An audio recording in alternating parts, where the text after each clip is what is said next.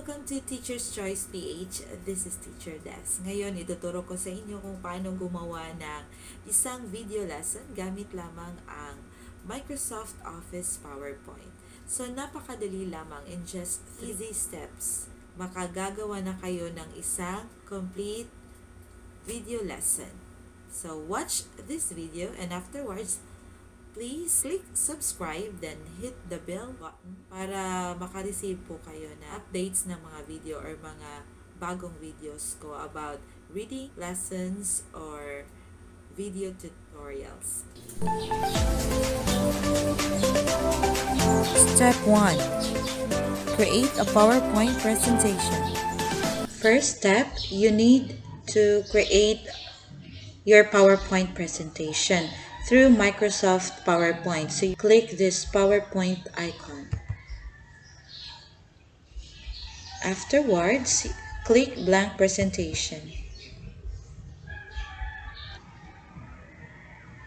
Dito po tayo gagawa ng ating PowerPoint presentation. For example, yung topic mo is about pagpanglimpyo o pagpanghipo sa sulod sa panimalay. After this, you can put design on your slide. Pwede ito. So, ganyan. So, meron akong nagawang PowerPoint presentation about sa topic na ito. After making a PowerPoint presentation here in Microsoft PowerPoint, you can already go to recording. Click recording, then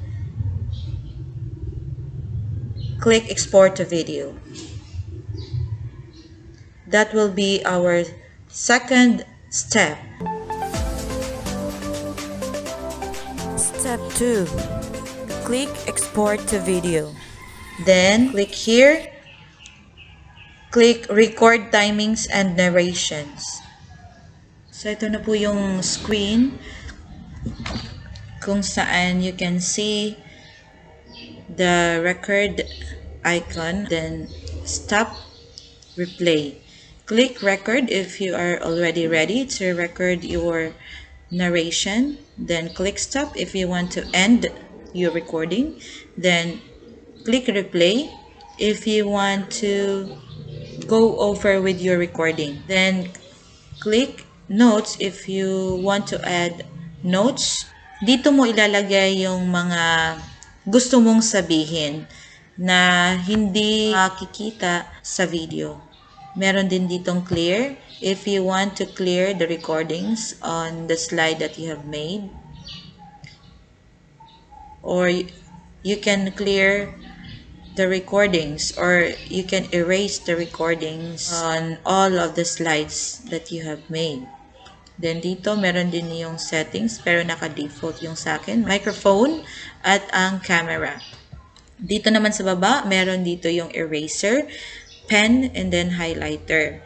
Ang maganda dito is that if you will click this icon, lalabas tong highlighter and you can choose whatever color you want. You can choose red or green. And then if you want to erase the highlight, you just have to click erase. Ayan. Dito naman yung microphone na tab and then yung video. So if you will click this one, you need to press this para kita ka sa camera. Ito. Ayan. While recording your video, ayan, kita ka sa iyong video lesson. So, ayan, let's start the recording now. Step 3. Start recording with narration. Click record. 3, 2, 1.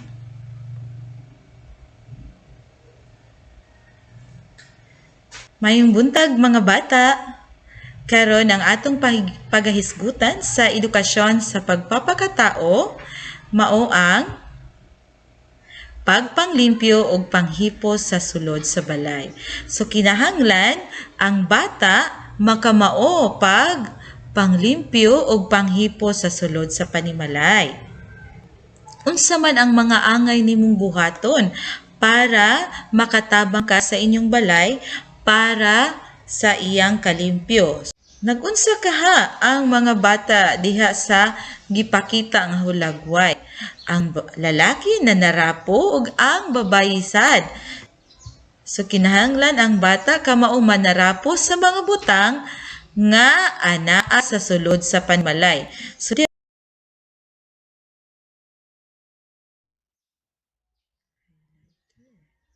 manarap sa nga butang nga anaa sa sulod sa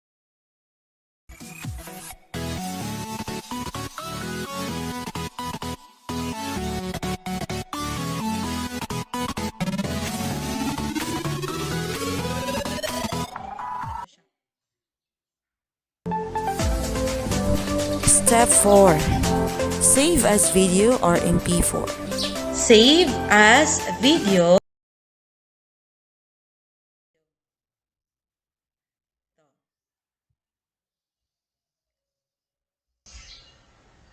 Matutong mag-ayos ng mga kalat sa tahanan. Presentation. Tapos, dito, hanapin lamang ang MPEG-4 video or MP4. Click. Then, save. So, ayan.